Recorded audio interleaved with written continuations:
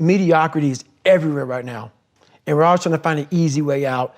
And we're judging ourselves. Let's say there's 10 people in this room and we're all mediocre. But I'm the best of the mediocre people. I now think I'm great. I'm great. We surround ourselves around people that make us feel great. They tell us what we want to hear. The second we put ourselves amongst the uncommon people, we don't like that feeling, that challenging feeling of that person who's waking up at 3:30 in the morning and say, hey, push your on, we're going for a run. We don't like that challenge. We like that person who says, hey, you know what, man, I don't feel good today, man. And they say, oh, it's okay, brother. We'll take a day off, man. We'll get a pizza and game. We like that. We love that feeling. Why? Because you understand, man, we're good, bro. We don't want like this. Hey, man, no, bro. Get your on, man. Stop being a punk. We don't want that in our lives. We don't want that person who's constantly challenging our weaknesses. We want that person who's constantly, making us feel nice and good and secure in ours. That's the mediocrity of life. We want to be the best amongst the average people. People wonder, how do you stay hungry all the time? Because after I accomplish something, I don't sit back like a lot of guys who graduate buds, graduate this, graduate that. They get comfortable. They wonder why I'm getting weak, man. I don't know, I lost my edge. What's going on? Because once you hit the top of the mountain, guess what happened? I'm good. I'm good. So you wonder why you're falling down now. Because once you reach the top of the mountain, you got to build another one. That's mediocrity. There's a lot of people in mediocrity who have a nice resume, but they're one-timers, man. They hit a one-time deal, they busted it open, got a lot of money, but they're good. You're mediocre now, man.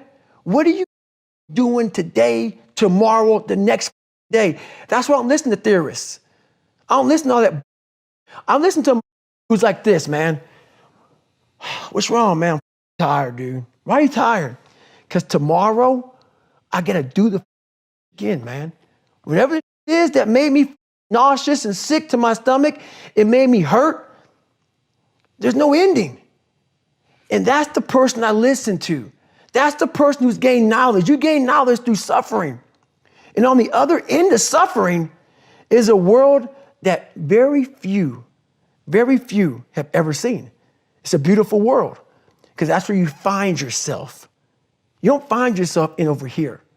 You find yourself on the other end. Like the 100-mile race I was on, I ran it for 24 hours.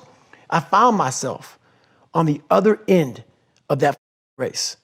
That 19 hours, I found, wow, there's a whole nother world out here that I've never even saw, but the world is in your mind. And that's what all that mediocrity is about. Mediocrity is contagious. If you are the most ambitious person that you know, you are going to play small for life. Look around at your friends, your family, the people that you hang out with. What do they want out of life? If you're the one always pushing them and no one's pushing you, guess what happens? You don't get the push that you need and you stay in mediocrity, being the best in a group of unambitious people. So I just came back from an event in Florida that I was doing a keynote at, and at the end, I challenged an entrepreneur who showed up to make some changes on his YouTube channel. We met over dinner, I helped him with his YouTube channel, it was him and his business partner sitting there, and I said, by tomorrow, here's what I want you to do. I want you to go in and make sure you have these things updated. And he said, yes, I'll do it. I said, it's important to do it by tomorrow because I'm still here. I'm still here in the morning. If you need anything, you can ask me face to face while I'm still here before I fly home to Toronto. Yes, I'll do it. Next morning comes around. We show up in a meeting. I got a meetup happening. We got, I don't know, 30 people who showed up to meet with me. And I see him out of the corner of my eye sitting at the back of the room. And I say, hey, did you do the thing that I told you to do? And he said, no, I didn't do it. I said, why? What happened? He said, well, we were doing lots of other stuff. It's been a full day. You know, we had this entire day of speaking and meeting people. And then so much information. We went home. We were doing all this kind of work. Okay, great. But what about the promise that you made to me to do it? And then his business partner chimes in and said, you know, it's actually my fault. I told him. Evan's probably not going to notice. He's not going to remember. Don't worry about it. We'll take care of it when we all fly back home. And so I told him, don't let your business partner's low standards prevent you from moving forward on the things that you said you were going to do. Staying committed to the thing that you say you're gonna do, your word to yourself, is the whole game. Forget about what you just say to other people. What do you do for yourself? Because we're often looking for no's. We're often looking for somebody else to give us a break, right? He's been working hard, and he is. And I know him, and I know his business partner, and these guys are not slackers. They're not slackers. And I was poking a little bit at his business partner, saying his low expectations, his low standards. But in this situation, it was true. The entrepreneur that I was speaking to said he was gonna do this thing by tomorrow morning before he came and went to my event. He would do it. And his business partner says he's not gonna remember. Don't worry, we've worked too hard already. Let it go. We'll do it when we get home. And they would do it when they got home. I know they would. He's looking for the reason not to do it. When you say you wanna hit the gym, when you say you want to hit these business goals, when you say you want to have this outcome and be proud of the effort that you put in every day, when you say that you're going to do something, there will be moments where you want to let yourself off the hook, where you say, I work so hard, or I'm so tired, or I deserve a break, right? This is the language you use to yourself. And so when that happens, you're looking for affirmations from the people around you. And if you are the most ambitious person in your friend group, if you are the most ambitious person, what's going to happen? They're gonna say, you already work so hard anyway. What are you talking about? Yes, of course. Give yourself the break. And it's the exact answer that you're looking for, because you want to give yourself a break. Now, if you're proud of your effort, maybe you should take a break. But it's not because somebody with lower standards gave you the pass. It's because you're proud of the effort that you put in. And so this is where it gets really dangerous. When you are the most successful, the most ambitious person from the people around you, they're always gonna give you a reason to play smaller. You can't accept it. You have to push through. You need to change your environment. I'm gonna give you 3 ways to do it. Step number 1 is collect good people. I like to say I'm in the business of collecting good people. You wanna collect good people. Somebody that you meet on the street, at an event, online, collect them. Find ways to stay in touch. Follow them on Instagram and on YouTube and comment on their stuff. Tell them, sometimes it gets super awkward. I've told people, I really like you. I really love your style. I really like everything you're doing. I just wanna stay in touch. And maybe that means you're just DMing them when you have questions. Maybe that means you're setting something formal up, or you're having a coffee meeting every month to connect. Maybe that means you're asking them, business questions whenever you have them. There's a lot of different ways that the relationship can take shape. And this is where a lot of people fall down, is you expect to have the answer in your head. And when you don't know what the relationship will look like, you don't go for it, because you don't know what to present. You don't know what to pitch. You don't know what to say. And so you say nothing. And that's the worst case scenario. Don't do that. Tell somebody, I love your vibe. I love the energy. How do we stay in touch? And then whatever flows, flows. You have to be in the business of collecting good people. You want good people around you, not just for your team, but people who are your peers, people who can be your mentors. Because when you get that situation, when you say, I promised myself that I would do this tomorrow, I promised myself that before tomorrow morning this would happen, the people around you are saying, dude, what are you doing? Let's go. Not, you work so hard, you deserve a break. No, let's go. You promised yourself you would do it. Come on. They pull you up to be the best version of you. Step number 2 is get aspirational mentors. I love being around people who've done a lot more than me. This is actually my default. I don't really have people in my life who push me to be better. I don't have too many people around me say, Evan, you really suck at this. Let's go, get better, get better, get better. I get most of mine from aspirational mentors, from Steve Jobs and AP Giannini and Howard Schultz and Kanye West, the videos that I put up every single day on my channel. So I had a buddy of mine say, I really love it when you do a David Goggins video. Or another one yesterday said, I really love it when you do Kobe Bryant. Great, if you know that Kobe inspires you or David inspires you, then surround yourself with him, right? Watch their YouTube videos, watch their interviews, have a Google alert that comes at any time it says Kobe Bryant interview or David Goggins interview, you get a notification. Listen to their podcast if they have one. Read their book, listen to their audios, right? As much as possible, be around that, because the more you are around that, they're training you to think like they think. They're pulling you up to their level, even if you never meet them. That's what I try to do with my channel every day, is I need it selfishly for myself. There's people that I surround myself with daily. I want Elon Musk and Steve Jobs and Oprah Winfrey and these people pulling me up to make me better. So get yourself some aspirational mentors, the people that you look up to and say, man, I wish I could be like them. You can. You just have to think like them. And the way to think like them and act like them and have the mindset of them is to be around them more often. And step number 3 is play bigger triggers. I like having triggers in my environment that force me to remind myself of who I am, of who I would like to be, of what I'm becoming. So you can have the greatest day of all time. Maybe you watch this video and you're fired up, you get motivated, say, yes, I'm gonna go and do some work. Awesome. You're gonna wake up tomorrow and be the person who you used to be again. You wake up tomorrow and it's a new day. Every day is a new day. And so you might remember to do something, but chances are you may not. And so that's why having play bigger triggers in your environment, you set them up once and it reminds you to go off and play a bigger game. So my office, there's a bunch of play bigger triggers here, right? There's mentors of mine, including my parents, who are looking at me every time I walk into here. There's the awards down here, which remind me of what I do, that 1 million people have subscribed to my channel. Now we're at 2. It's a crazy number that when I'm coming to make a video, lots of people are watching it. I have my neck braces down there to remind myself of when I broke my neck. I kept going on my tour. I've got my Doritos here to remind myself that I'm stronger than these Doritos. Damn the Doritos. These things are stronger than me? No, all I want to do is eat this bag every single day. And standing here is a reminder of how awesome I am. At least that's what I'm telling myself, right? They're all play bigger triggers. So what's in your physical environment? What's the background on your cell phone? What's the background on your desktop? How can you set up your environment once, just with some thoughtful thinking once, that then every time you walk into it, it lifts you up.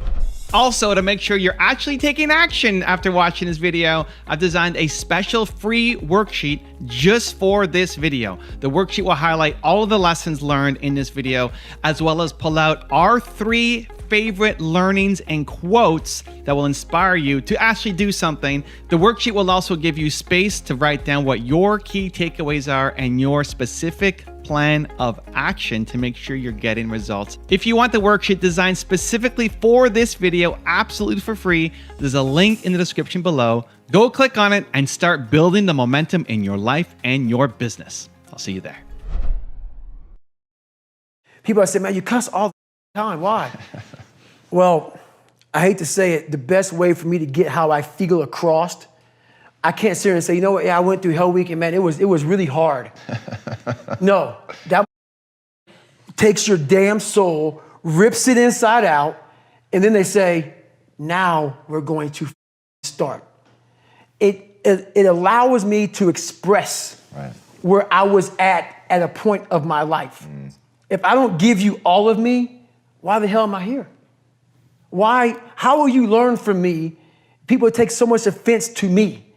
You will never learn from people if we always tap dance around the truth. Oh God, I love that. We tap dance around the truth by finding the right words so I don't hurt you because you have thin skin. No, tighten up, people. It's okay. Trust me, it's okay. You might be called nigger one day. It's okay. You might be called some Jewish word or some gay word. It's okay. Let them call you that. What are you going to do now? They don't own your life. How are you going to control that now? How are you going to flip it upside down and say, Roger that, now I'm going to harness it, and you'll read about me years from now? How? That's the question. How are you going to do that? Thicken your skin. Become more of a human being. Don't be afraid of the reflection in the mirror, because that's all you can be afraid of. Once you overcome the reflection in the mirror, you've done it. I love that, man. You once said that if you were growing up in this generation, that you would have a field day because you would take their souls. What did you mean by that? The younger generation quits. Not everybody. So I gotta put that. People get their butt hurt. So not everybody.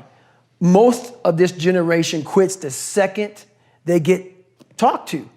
You did this wrong, or they get yelled at. It's so easy to be great nowadays because everybody else is, most people are weak. This is a softened generation. So if you have any mental toughness, any ability, if you have any fraction of self-discipline, the ability to not want to do it but still do it. People have a hard thing understand. I hate to run. And what makes me so crazy, it doesn't anymore, is people go, well, why do you run if you hate it? What are you talking about? I don't want to take showers and eat either. I hate that too. That's life, man. It wasn't until I changed that mentality that I became somebody. I hated going to school. So guess what? I was dumb. That's what, 1 + 1 is 2. But if you can get through to doing things that you hate to do, on the other side is greatness. That's what people don't understand. By me running, I am callous in my mind. I'm not training for a race. I'm training for life. I'm training for the time when I get that 2 o'clock in the morning call that my mom is dead or something happens tragic in life. I don't fall apart. I'm training my mind and my body and my spirit so it's all one, so I can handle what life is going to throw at me. Because the life I've lived, it throws a whole bunch at you. And if you're not physically and mentally prepared for that, you're just going to crumble and you're good for nobody. Talk to me about what it takes to be on one side of a door in Iraq or anywhere, knowing on the other side of the door, people who are not afraid of you, they're ready for you to come in and you still have, and they have guns, and you still have to breach that door. That's a great question. That's a very scary situation when you are on one side of the door and your mind is racing, because on the other side of that door, it could be no one. It could be 4 guys with 4 AK-47s. That door you're about to open could be booby-trapped. So once you open it, boom, your legs are gone. So there's 1,000 things you think about when you're the first guy, second guy, third guy, getting ready to go in a room and flood it. And that's why I talk about the warrior mentality. And that's why so many people are lost when I start talking. You have the right. You're lucky that you don't have to think like warriors think. You're very privileged. I chose this world to be a warrior, and I would choose it again if I came back to this world. But the mentality of a warrior is very different than normal mentality. You must be that person on that door, get ready to open it, thinking to yourself, if I die, so be it. The only way you can go in that door is knowing there's a great chance you're gonna die. Like being a SEAL, you train with live ammo. You jump out of an airplane, everything you do, you could die. So to be a warrior, why people don't understand me, I'm glad you don't understand me. Merry Christmas, good on you. Because being a warrior takes a whole different mindset. A whole different mindset to know that there's a great chance I may not be in the military. Like I was in for 21 years. I'm lucky. I'm very lucky that I'm alive, able to talk to you, able to still run. But when you sign up on that dotted line to be like a SEAL, your mentality changes. I may not live. You gotta accept that. And that's the mentality you have. And that's what makes you a warrior. If you're scared to die, you're a bad warrior. And so what do you use to push through? Is that a Goggins moment? Is that finding the darkness? I'm going through hell, I'll become the devil if I have to? Like what is that moment? What are you pulling up inside? I'm pulling up a lot of the dark side of me, but I'm also looking at the guys to my left and to my right, realizing that we're here together, man. And I have to be strong for them, and they gotta be strong for me. A lot of people, either you like me or don't, even in the SEAL teams, but when you get to that door or you get on that mission or you get in that op, all that's out the door, man. You know, you do it honestly. I mean, people say all the time in these movies, you really out there fighting for that guy beside you. And you can't be a coward. Because you know what, and this is how I look at everything I do now in life, and this sums it up. I hated jumping out of airplanes. I hated shooting guns. I hated the job as a Navy SEAL. But I did it because I wanted to change myself. Everything I do, I'm not really comfortable doing. But if you choose to go that route, to go be a Navy SEAL, you might as well go be the hardest in the world. Because if you're choosing to do something, you have 2 routes. You can go there and be a little weak person and get through barely, and that's your reputation. Or you can go through the hardest guy you can possibly be, and that's your reputation. So my whole thing is, if you're gonna choose to open that door in Iraq or Afghanistan, open them, go in hard. Because they're gonna remember you by slowly opening it and peeking in. So if you're gonna open it, and you made the mind to open it, don't crack it open. Open the door, go in. That's with life. If you're choosing to do something, attack it. Because they're gonna remember you as not attacking it. So I want to be remembered. You can hate me, but there's one thing you can't say about me. I didn't attack it. So that's the mentality you have. If you're gonna do something, you might as well attack it, because you can do it anyway. Right. Do you use that in civilian life? Like, do you still employ I'm going to attack it, I'm going to take their souls? Like, how does that play out in a non-combat zone? It still works for me in life as far as attacking things, because no matter what I want to, no matter what avenue I choose, I want to be the very best. And the very best may not be I'm number one. The very best is that I leave everything inside of me out there. So attacking is not like, oh, I want to win this or win that or be the best. The best is I'm running against myself in everything I do. And that's what I attack. I attack myself. I'm always questioning myself. I'm always holding myself accountable. So many people, before I give them a workout plan, they're talking about recovery. Everybody that hears me speak, they want to go straight to recovery. Work out first. Work out first. Before you talk to me about recovery. How to recover, yeah. Work out first. We are always looking for, like whenever I talk to people, people take my words and they put it in a way to where they want to feel comfortable. This guy, they want to put you in a box. They want to put a title on you. No, you're putting a title on me to make yourself feel better about yourself. If you read this book of mine and you see where I came from, this person was not built. This person was not made by God. Mm-hmm. This person was built. I made this person. I made this person by diving into the insecurities that life gave me. Because now they're yours. They're yours to own. If you're not smart, call yourself dumb. It's okay, because you are. But take that not as you putting yourself down. If you're fat, call yourself fat. I used to be 300 pounds. We want to talk so soft to ourselves. We're looking for that recovery day. And that recovery day is everything in your life. Everything in your life is a recovery day. We're looking for it. It's not coming. It's not coming. Mm-hmm. Get over that recovery day. And that's the mentality I took with me. And what happened through that process was all the frivolous things of life started to float away. I used to tell people lies so they would like me. Because I was so insecure.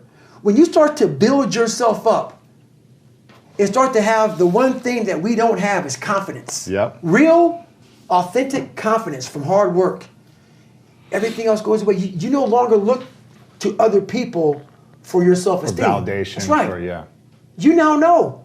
I walk in a room now and I know the hours and years and decades I put into David Goggins. That's something, it's not on the wall. It's not a trophy on the wall. It's not a medal on your neck. It is actually a feeling in your heart. And people go, why don't you ever smile? I don't have to.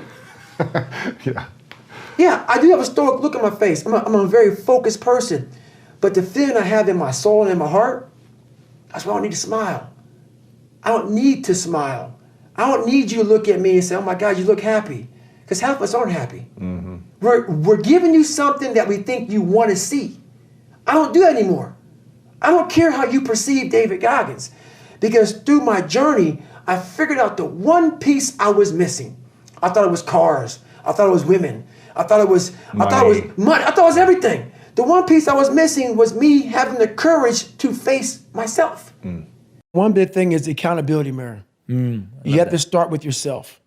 So what happened in my life was we start to get, I call it like the rucksack. A rucksack is a pack that you carry in the military and you put all your stuff in it. Your radios, your food, your water, all that stuff you have to carry in the military. That's your rucksack. It's a backpack pretty much.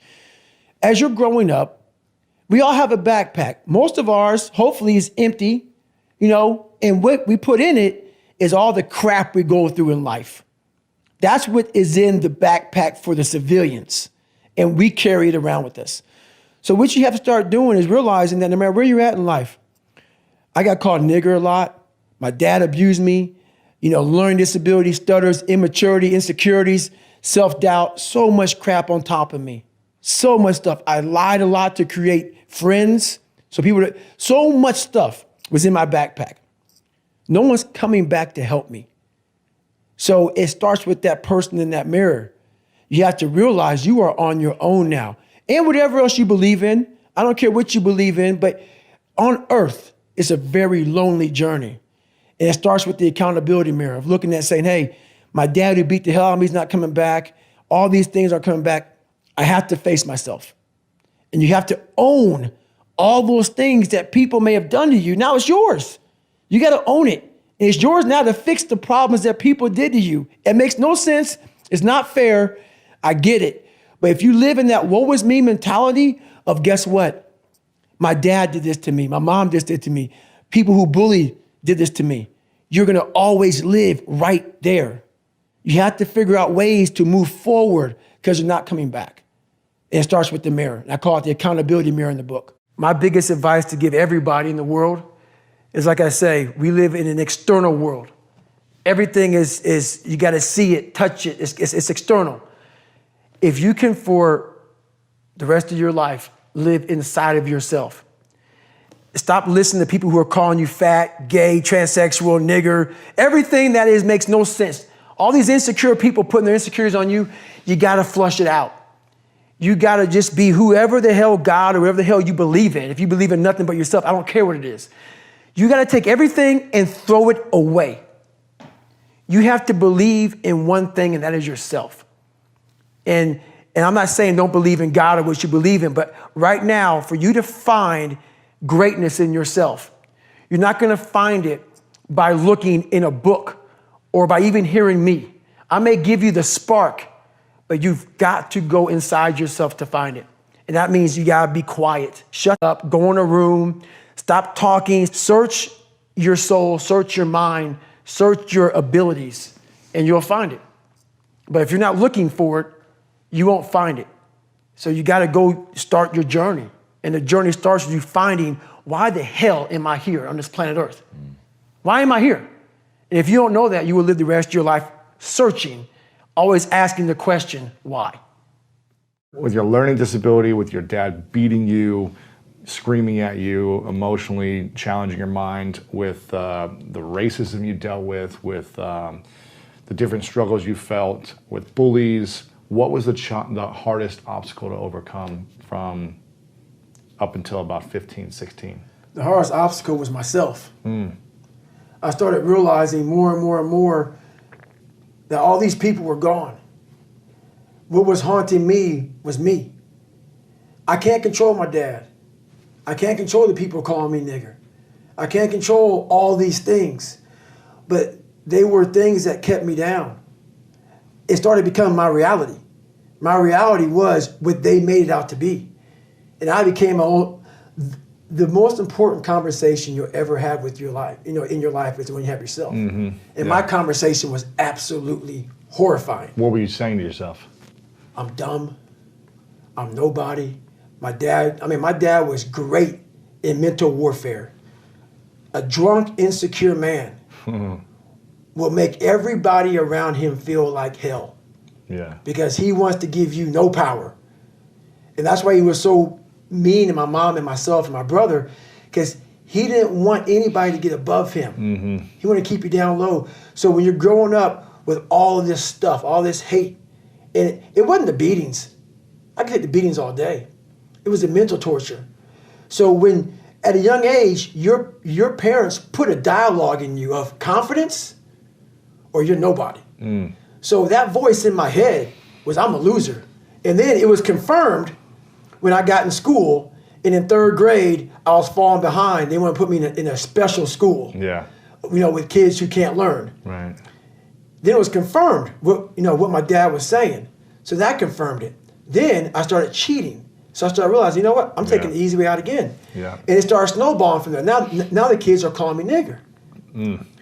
But it wasn't all the kids. So what happens is you start to get this picture that everybody hates you, because your reality becomes so big that you can't see the clear picture. It might have been 3 or 4 kids. That's it. Doing it over and over. Right, but it was the whole town. Yeah. Everybody hated me. So the world hates me. That's right. Yeah. And that's when it became toxic. And that is where I became my worst enemy. My junior year in high school, and I fell back a lot. I fell back in this hole of life.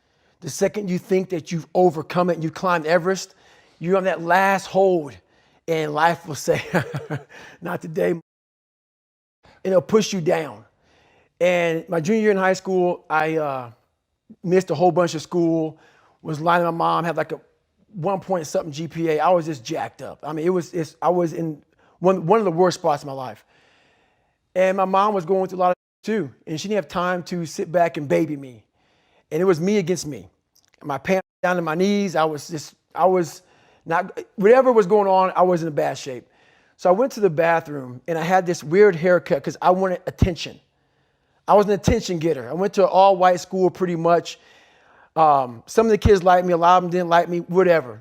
I was looking for something. So I would dress differently, crazy haircuts, and I went to the mirror and the reflection in it revealed a lot of bad things. A lot of things that I was hiding behind the saggy pants. And I'm looking at myself in the mirror going like, God, dog, dude, you are something else, man. Like you have created a character. I want to be at the cool guy table. And whatever I could do to get attention, I did. And it wasn't me. It wasn't who I was inside. But I was scared for anybody to know who I was inside. So in that accountability mirror, I call it, I got real with myself. And I said, you have a third grade reading level, which is hard to admit when you're a junior in high school that you copied on every single thing you did because of fear they're going to put me in a special school. We all know what special means. I'm going to have a title on myself the rest of my life. And being cool, you don't have a title on yourself. So I started cheating. I was dumb. And people say, oh, you know, you have a learning disability. I had a learning disability, but I realized I was lazy. So I called myself out there. I called myself out every which way possible. I didn't call myself out. I was just honest. I was honest. Look at yourself, man. Look at yourself. And it was that day, in a couple of days after that, I just got real with myself. And every day I came home, I called the accountability mirror. What am I going to do today to change what I see in this mirror? What am I going to do today? And a lot of it was I stopped sitting with the cool guys. I actually tucked my shirt in and went to school looking like, hey, man, this is how I'm going to look. If you don't like it, so be it. I had to really wear this layer of skin. I had to develop a really calloused skin on me to take whatever you're going to call me, you're going to call me. Whatever I'm going to be, you know, I wasn't a geek, but whoever I am, you're going to see me. You're going to see me for who I am because I need to change who I'm not. And that accountability mirror just became raw. And when I became fat over the years, because I fell back in the hole, I called myself fat because I was fat. And people don't want to do that. They want to say, oh, don't call yourself fat. Don't call yourself dumb. If you're not real and raw with who you are, nothing's going to change. And in this nice new world that we live in, we want to hear, you're just a little big. No, man, you might be fat. And it's okay to hear that from yourself and from everybody else. So that's where it started at. And it's raw. It gets ugly sometimes with me in that mirror. But I'm also proud of myself to be able to tell myself that and then fix what's in that mirror. SEAL training became pretty hard and a lot of guys weren't getting through it. So they designed a SEAL prep program. Like a boot camp for the boot camp. That's right. Yeah. And it was 2 months. In my last 2 years before I retired from the military, they sent me there to train these kids. Wow. To get ready for 18, buds. 19, yeah, 20-year-olds, yeah. Young kids. So when they get to Navy SEAL training, man, they were physical studs. They were running, swimming. I mean, they were hybrids. Wow. But they get to buds, and the same amount of people would quit. Why is that? This is why. We were training bigger, stronger, faster quitters. It's not about... Not the mind. That's right. We weren't diving into the sewer. Everybody's got a story. We don't share it on social media. We share our nice life on social media. We all have a dungeon. I'm just willing to talk about mine. Yeah. Most of us aren't willing to talk about it. I want to talk about my dungeon. I wasn't getting into the dungeon of these guys' minds. I wasn't building that so-called mental toughness. Mental toughness isn't something that you sample. It's something that you live in every day. So when something hard would happen to these kids, like in Hell Week, it would draw on something that made them very insecure. And they look for comfort. Whenever hardness comes, and you don't know what it is, it may be different for you than it is for me, but you go back to your insecurities. And then when you go back to your insecurities, you then look for comfort within those insecurities. And we all look for that cookie that your mom used to give you when you were sad, when you were sick. We look for our wife or our husband. We look for comfort. It's in those moments you must retrain your mind to think differently in hell. I wasn't training them to do that. Why weren't you training them? I wasn't training myself yet because at that time, I was doing what I was told. These guys need to meet a standard. Physical standard. A physical standard. The physical standard is not what they need to meet. It's a mental standard you must meet in life. We live in a world now that's so kind. We find the kind way around everything. Like, if you don't look good, I have to find a kind way of saying, I don't like your shirt. Right. That's not the approach. If that's the approach you're looking for, that book is not for you. Can't Hurt Me is not for you.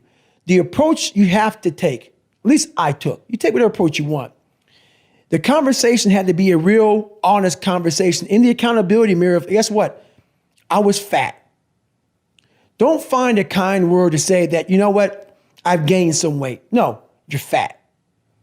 When I couldn't read, not like, hey, you know, you have a learning disability. No, I cannot read. I have a 4th grade reading level. I'm struggling.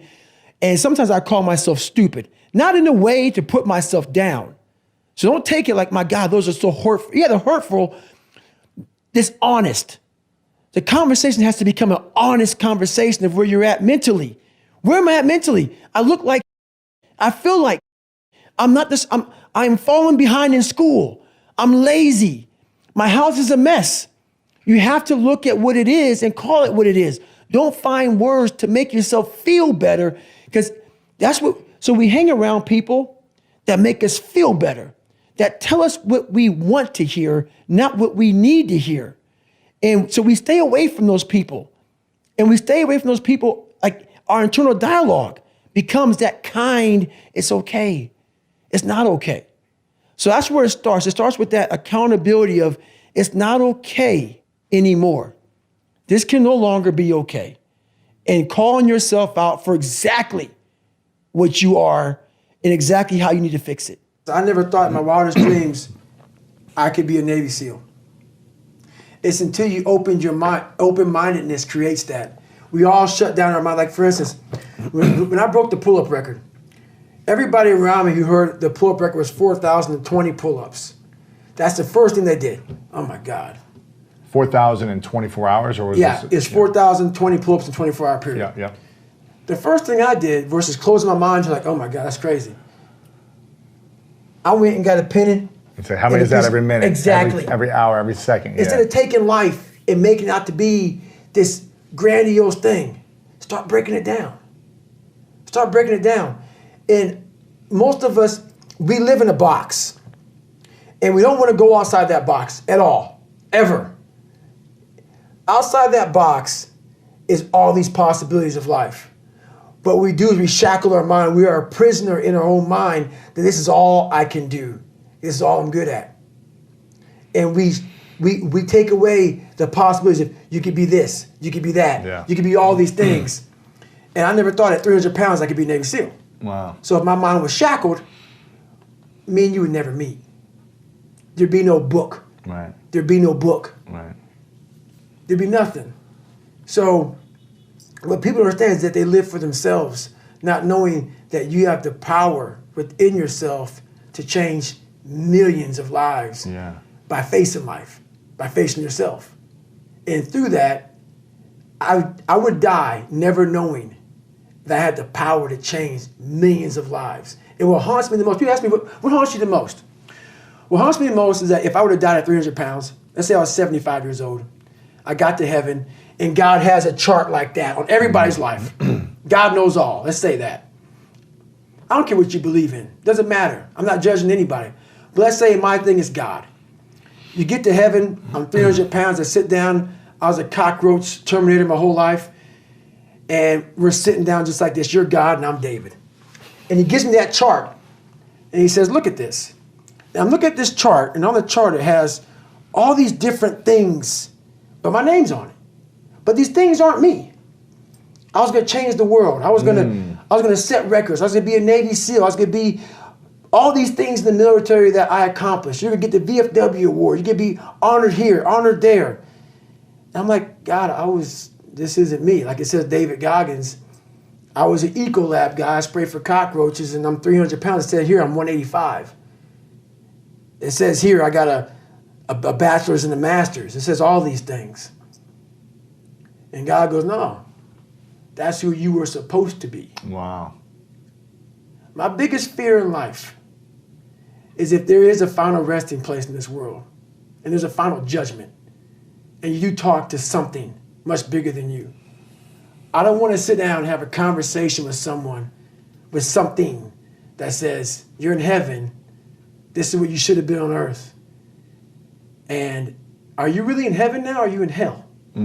Thinking about how much I left on the table for fear, for not willing to go over the wall and over the next wall and over the next wall. So in my mind, I believe that. And God knows all. At least I believe that. I want God to be up there right now as we're speaking, writing stuff down, saying, my God, he exceeded even my expectations. That's how I live my life. I now know that there is no cap on the human mind. There's no cap. We cap it ourselves. The world is so fast-paced. The world is so noisy. So my conversation now a lot of times is, my God, slow down. The world can take you here, be there, be everywhere. And I lose myself sometimes. So I catch myself in the airport. I catch myself in the plane where I'm writing stuff down. Okay, remember this, remember that. And I'm like, hey, hang on a second, Goggins. What got you here? This isn't what got you here. Slow down. Go back to the quiet place of that dirty mirror in that $7 a month place you used to live in. That's where you grew. So that's what I'm constantly reminding myself of. Go back to your roots. And I'm not saying go back to hell, but I'm saying don't forget where you come from. As you start to explode out of the gate when you become someone, my conversation is, do not forget your roots. Do not forget your roots. Don't let this become so big that you lose yourself amongst the noise. Go back to the quietness of what made you successful. I believe that most human beings are only living at about 40% of their capability. So the mind has a governor, like a car. If you're driving a car and the car has a governor on it, the car may say 130 miles an hour, but the governor is set for 91. Once that governor sets in, you get to 91, that car starts doing this. The car wants to go.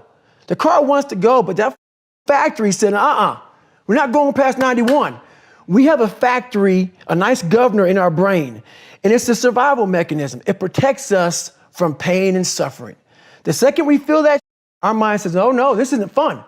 We should back off. We should sit down, find something more comfortable. And there's something about the mind. The mind has the tactical advantage over you at all times. At all times of your life, the mind has a tactical advantage over you. Why is that? It knows what you're afraid of. It knows your insecurities. It knows your deep, dark lies. And it starts to push you away from that. It pushes you in a direction that is comfortable. The mind controls everything. So what I realized was that when I was growing up and I was 300 pounds and I got all fat and I got all insecure, I realized that my mind kept taking me in this direction. When things got uncomfortable for me, when I was facing my insecurities, when I was facing my fears, my mind said, oh no, we have the tactical advantage. We need to get you, separate you from this feeling over here. Life's all about feelings. We want the happy feeling. We don't want that feeling of this sucks. Why am I here? And you don't have any, so you can't answer those questions, so you leave. I started realizing that if in that moment you can answer those questions and you are now in charge of your brain versus your brain ruling you, that's where all that stuff comes from. So the 40% rule is all of that. You get to 40%, your brain says, we're done. Let's roll, man. This is starting to get painful. This is uncomfortable. So you sit down. You have to figure out ways, and everybody's different. That's how the book kind of talks about, like we all have these things about, 5 steps to this and 4 steps to this. It's a lot more than that. That's all. It's a practice that you have to, it's a habit. So if you know that at 40%, I'm still, I'm feeling pain. At 40%, I'm feeling pain. That's where the 40% rule kicks in. Now it starts. Okay, I'm feeling pain. My mind's saying all this to me. It's saying, get out of here, run, flee. The fight or flight kicks in. Okay, we're done. We're not good enough. It starts telling you all these things. You start to believe it because the mind controls all. This is the time where you have to gain control back of your mind. It's okay, let me see if I can go 45%. And once you start giving yourself more and more hope and start realizing, okay, the mind starts to be, okay, what are you doing? We're supposed to be going right and you're going left. You start then controlling your mind. Start finding more in yourself. And then it goes from 40% to a lot further than that. But that's the start of it though. Get to the spot where your mind is saying stop. Whatever that is, you gotta get there first. And then that's when that starts to work for you. You gotta control yourself in that moment. What was the greatest lesson your mom taught you growing up? Honestly, the greatest lesson she ever taught me is a lesson that she doesn't know how much she taught me because she wasn't much in the teaching mode. My dad took her soul. But what I did as a young kid is I observed everybody. I wasn't really smart in the books, but I was real smart when it came to life. Yeah. And I was able to sit back and watch her mistakes. I was able to see how she struggled through life and how I don't want to struggle through life. And I was able to see, she never picked me up. The biggest thing she did for me, and this is the honest to God truth, and she doesn't even know she did it. When I would bust my ass, when I would fail, when I was at the bottom of the sewer, she never picked me up. She never gave me that cookie and said, hey son, it's gonna be okay. She didn't have time for that. And sometimes she gets upset when I talk about my past because it paints her out to be not the best mom. If I had any kind of mom in that kind of environment, I would have never made it. Because she forced me, for every reason, she forced me to, you better figure this out or you're gonna be a statistic. Wow. And this is something that she didn't sit down and tell me. I realized this. This is the world that is in front of me. And what most people do is they see this world and they look at it as an excuse to get out of it. Yeah. I started looking at it as this is the ultimate training ground for the rest of my life. I have all these valuable lessons because if you look out in the world right now today, it's not a nice place. But I'm very prepared for it. Yeah, you are. I'm prepared for it. I'm prepared for all the failure coming my way. I'm prepared for everything my way. And that's the biggest lesson that she taught me by not teaching me. By never saying it's going to be okay. Yeah. Matter of fact, she told me the exact opposite. Life sucks. When you really sit back at your life and you are in that dark room and you're looking at where you started from and you tell yourself, God, dog, man, my mom is this way. My soon-to-be stepdad got murdered. My dad beat the shit out of me. I can't read and write to save my soul. I've lied about it to everybody. I've cheated on all these tests. My God, man.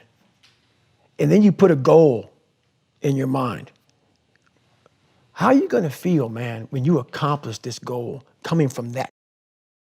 A lot of people start from a good starting point. They have a good foundation. What if you can surpass all of these? What if everybody who was way up here started up here and you started with no legs. You had to grow legs to even start walking and then crawling and then running. And then you start passing people and all this given to them.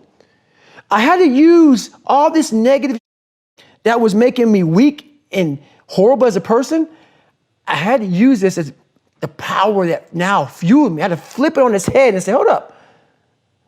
This might be exactly what I need. The darkness is exactly what I need. It's how you look at your situation. And I was looking at it all.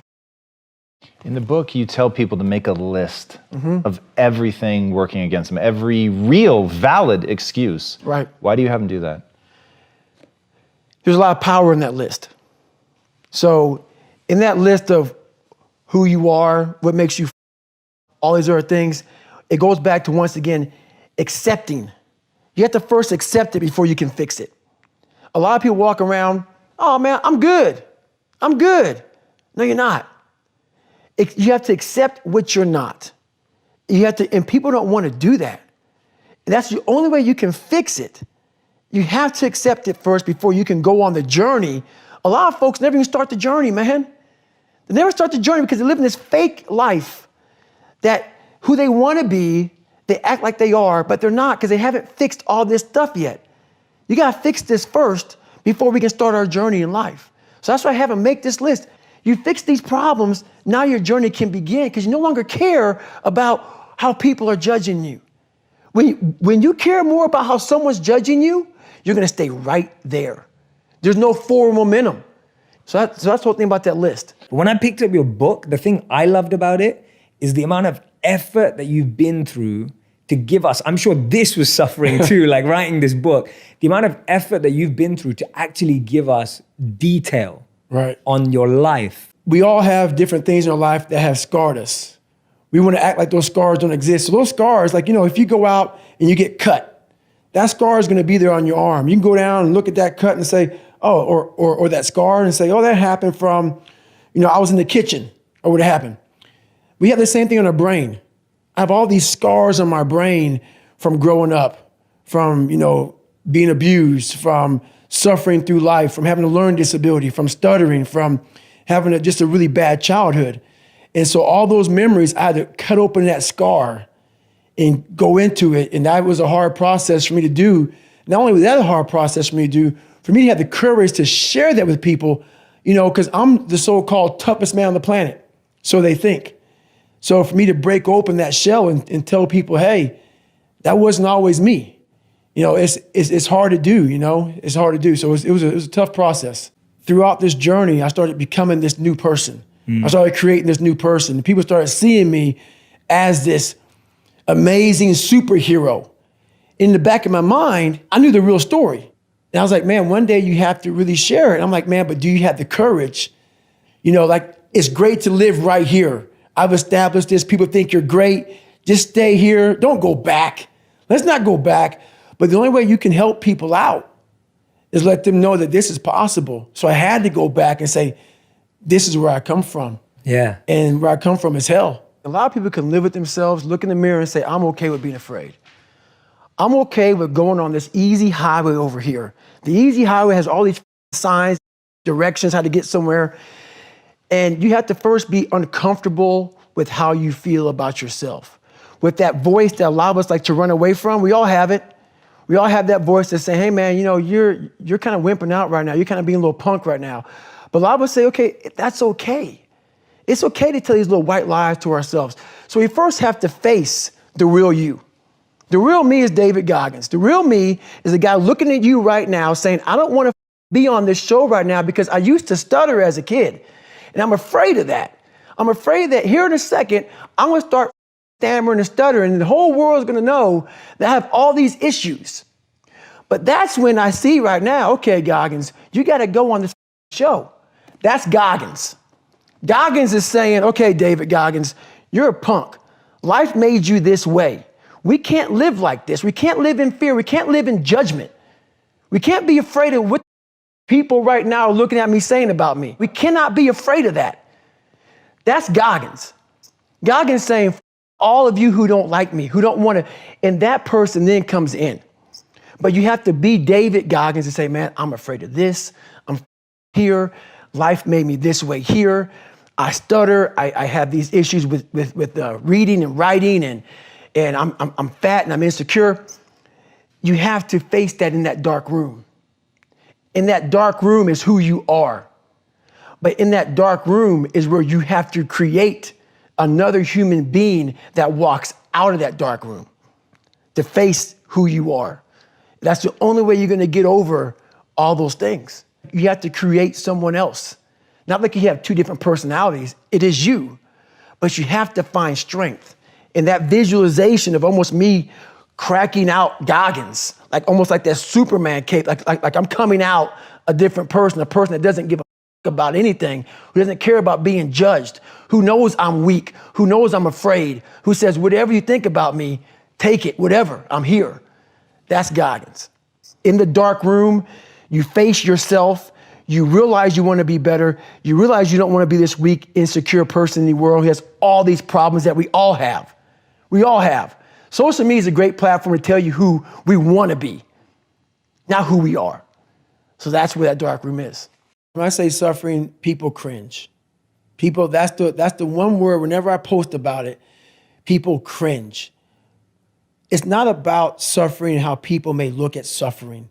Like you have to just go to a place that just every day of your life is suffering. You have to tap into suffering every day of your life because we have so much scarring that we have to clean up. You have to look at suffering as almost like I look at failure. To succeed, you must fail. In failure and in suffering, all the answers are in there. All the answers to all the test questions. The test is your life. All the answers are in there. You don't have to live in suffering and pain and failure all the time. You have to learn, I need to visit it. Like people hate working out. You're only going to visit working out maybe an hour a day. 23 other hours of the day, you're not in it. But how you become in shape is you must visit suffering, visit working out 1 hour a day. Visit suffering 1 hour a day. Visit your past failures 1 hour a day. The relationship with it is the answers are in there. They are in there. Within the suffering, go in there, and I call it the live autopsy. The live autopsy. How you find out someone died? They crack you open after you're dead. How you can live is do it while you're alive. Go back in your brain, crack it open while you're alive. Don't wait until you're dead to figure out why you died. Do it while you are living. Go in there, go into the suffering, go into the pain of your life and say, why did this suck for me so bad? Why am I afraid of all this stuff? Why have I shut down the whole world? I guarantee I'll tell you why you shut down the whole world. It's in these nooks of the suffering within your brain, in the scarring, are all the answers to why you are on the couch feeling sorry for yourself. They lie within the scars. Visit them for at least an hour a day, study them, and then you'll find out more about yourself. You will then grow. So don't look at it as every day I suffer. Go into it an hour a day. Learn from yourself, learn from life, learn from your failures, learn from your insecurities, learn from your self-doubt. Don't just say, I'm afraid to jump off an airplane. What makes you afraid of it? Study it. That's why I studied my mind. Why I became so powerful in the mind is because I realized I was weak. So instead of running away from the mind, I dove into it and said, what is making me weak? Oh, this makes sense. I came from hell. I came from a place that beat me down to nothing, which is why I'm afraid. All this makes sense. So systematically, one by one, I went back and met every single person in my mind, every situation. I went one-on-one with them again in my mind and said, okay, let's now revisit this. And that's how you do it. That's how it works. If you want another awesome video in our Black Excellence series, check out the video right there next to me. I think you'll enjoy it. Continue to believe, and I'll see you there.